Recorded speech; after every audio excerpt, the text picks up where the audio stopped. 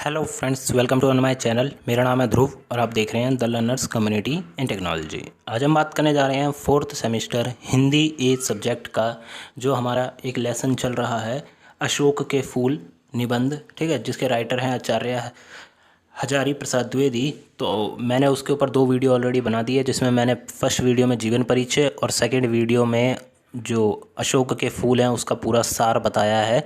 ठीक है, आज की वीडियो में हम बात करेंगे अशोक के फूल और के बारे में। कुछ पॉइंट्स हैं और कुछ पॉइंट्स हैं आचार्य हजारी प्रसाद द्विवेदी के भाषा शैली के ऊपर। तो चलिए आज की वीडियो को शुरू करते हैं। और अगर अभी तक आपने मेरा चैनल सब्सक्राइब नहीं किया तो प्लीज़ चैनल को सब्सक्राइब करें और साथ में वीडियो पूरा देखें, बिकॉज काफ़ी इंपॉर्टेंट वीडियो है आपके लिए। ठीक है, मैं ऑलरेडी बना चुका हूँ, तो चलिए चलते हैं सीधा अपने पेज पे जहाँ से हमें पढ़ना है।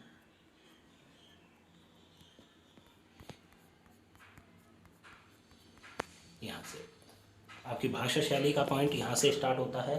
ठीक है, आपको यहाँ पे हम भाषा शैली के बारे में बात करेंगे। भाषा शैली से तात्पर्य है कि जो आचार्य हजारी प्रसाद द्विवेदी हैं, वो जो चीज़ें लिखते हैं उनमें किस प्रकार के शब्द, किस प्रकार की भाषा, किस प्रकार के चीज़ों का यूज़ किया गया है। तो चलिए शुरू करते हैं। शैली वह तत्व है जो एक व्यक्ति के लेखन को दूसरे व्यक्ति से भिन्न बनाती है। ठीक है, तो हर एक व्यक्ति का अपना लेखन शैली होती है, मतलब वो अपने हिसाब से शब्दों का चयन करता है, अपने हिसाब से रस।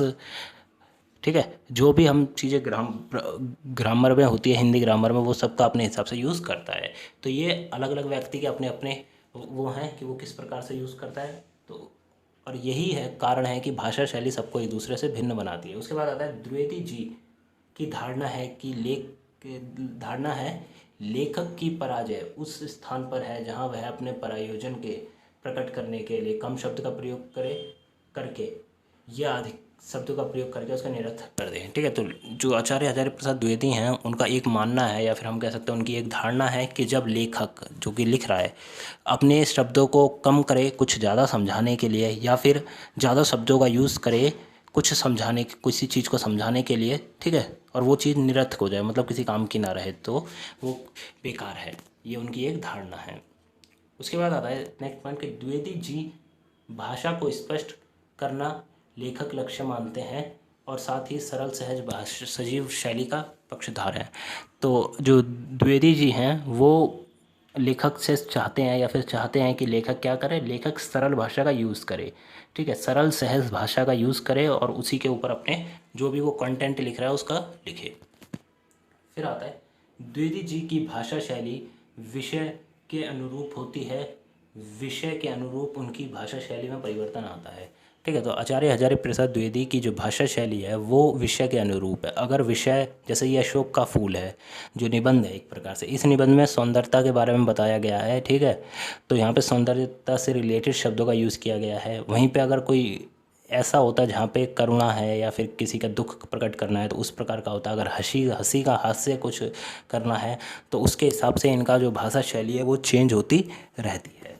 ठीक है, उसके बाद नेक्स्ट पॉइंट आता है हमारा विषय को समीचीन प्रतिपादन करने के लिए वह व्यास शैली तो कहीं समाज शैली का अपनाते हैं। ठीक है, तो जो आचार्य हैं आचार्य हजारी प्रसाद द्विवेदी, वो किसी भी टॉपिक को या फिर किसी भी चीज़ को समझाने के लिए अलग अलग शैलियों का यूज़ करते हैं। जैसे कि व्यास शैली का यूज़ भी कर सकते हैं, समाज शैली का भी यूज़ कर सकते हैं।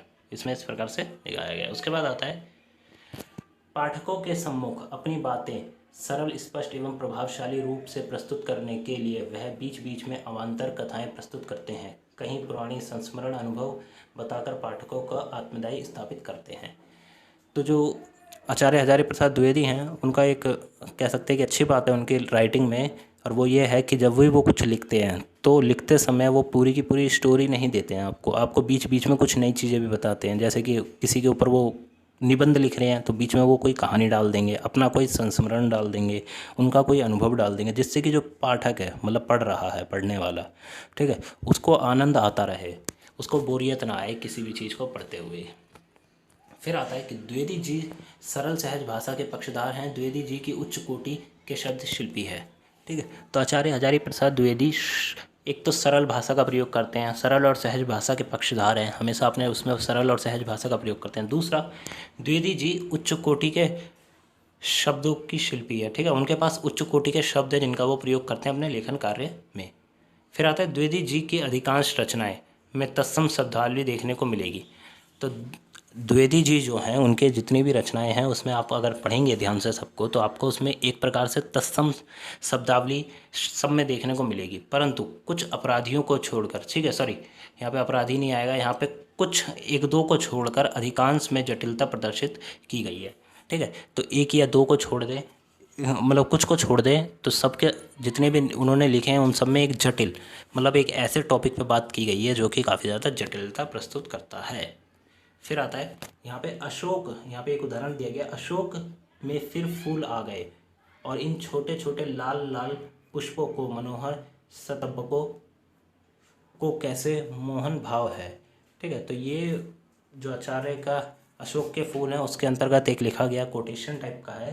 ठीक है, उसके बाद है कि द्विवेदी जी की भाषा के प्रति दृष्टिकोण उदार दृश्य है। भाषा के प्रभाव के लिए हिंदी उर्दू अंग्रेजी शब्द का यथास्थान प्रयोग किया गया है। ठीक है, तो अब जैसे कि आपको पता ही है कि आचार्य हजारी प्रसाद द्विवेदी हिंदी भाषा में भी लिखते हैं। ठीक है, हिंदी भाषा में ही लिखते हैं, तो उनका मानना है कि बाकी जो भाषाएं हैं जैसे उर्दू, अरबी, अंग्रेजी, इन सब का भी वो उदार करते हैं। ठीक है, उन सब का भी वो मान करते हैं, उनको मानते हैं, कहीं कहीं उनका प्रयोग भी करते हैं। ये नहीं है कि उनके मन में ये भावना नहीं है कि हमारी हिंदी भाषा ही सबसे अच्छी है।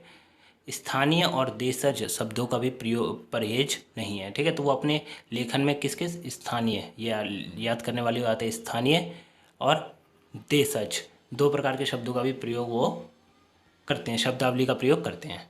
फिर आता है विषय को सरल और स्पष्ट बनाने के लिए भावों को सहज अभिव्यक्ति के लिए पीटना, झबरा, रटना, भिड़ना आदि शब्दों का प्रयोग करते हैं। ठीक है, तो विषय को सरल और स्पष्ट बनाने के लिए, मतलब किसी भी टॉपिक पे अगर वो कुछ लिख रहे हैं और उसको सरल और स्पष्ट बनाने के लिए वो क्या करते हैं, वो कुछ शब्दों का प्रयोग करते हैं। जैसे अभिव्यक्ति के लिए किस शब्द का प्रयोग करते हैं, पीटना, झबरा, रटना, भिड़ना आदि शब्दों का वो प्रयोग करते हैं।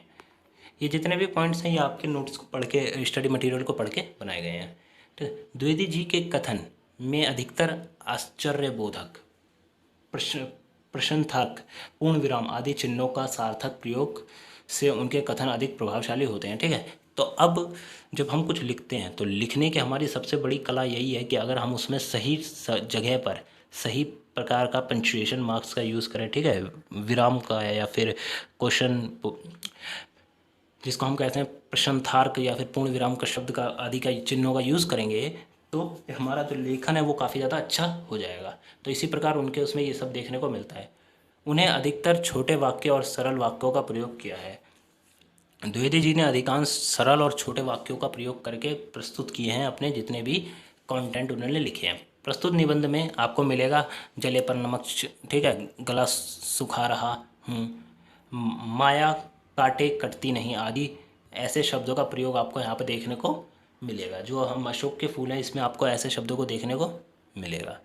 तो ये थी चैप्टर की, हम कह सकते हैं कि आचार्य हजारी प्रसाद द्विवेदी की शब्द भाषा शैली। ठीक है, तो ये था आज का वीडियो। आपकी आज की वीडियो कैसी लगी हमें प्लीज़ कमेंट बॉक्स में बताइए। अगर आपको अच्छी लगी तो वीडियो को लाइक करें, चैनल को सब्सक्राइब करें, साथ में इस वीडियो को जितना हो सके शेयर करें। अब नेक्स्ट वीडियो में हम अगले नेक्स्ट चैप्टर को स्टार्ट करने जा रहे हैं, तो उसके लिए रेडी रहिए। तो मिलते हैं अगली वीडियो में। Thanks for visiting on my channel guys.